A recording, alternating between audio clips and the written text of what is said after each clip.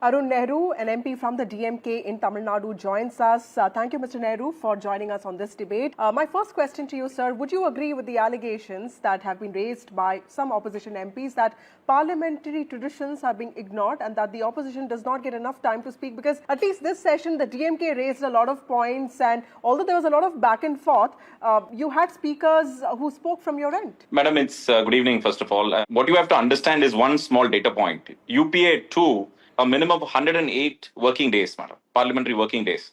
NDA 1, nearly 70. NDA 2 had 57. They are on track, to match or actually be lower than 57 days. Being the opposition already has very little time to discuss issues. And time and again, there have been attempts by the ruling party to stifle the opinion and the voices. And most of these were incidentary speeches. It's not even issue-based speeches that were done by the ruling party in order to instigate the opposition into the well.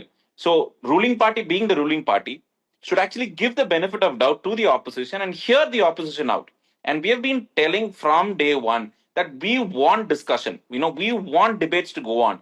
And when they instigate the opposition, really not so parliamentary remarks on members of the opposition, it doesn't bode well for for such an old institution like the parliament. Mr. Nehru, there's also this important allegation that standing committees are not independent anymore and that working of the standing committees is not autonomous anymore and that the Speaker's office has some interference. That's the allegation that the opposition has raised. And the opposition is also saying that the opposition is not consulted in the formation of these committees as has been the tradition earlier. We know that DMK leaders, including Tiruchi Shiva or Kanimoyi, also head committees. So then how do you see the allegations by the opposition that standing committees are not working as they did in the past? So the Speaker's office had a lot of discretion with respect to the committees and the reports that are being filed to the parliament for public consumption.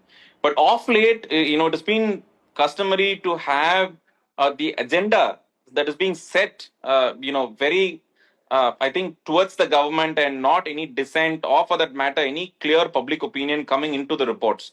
And the Speaker's office constitutionally has a lot of power in deciding, what to let in, what not to let in.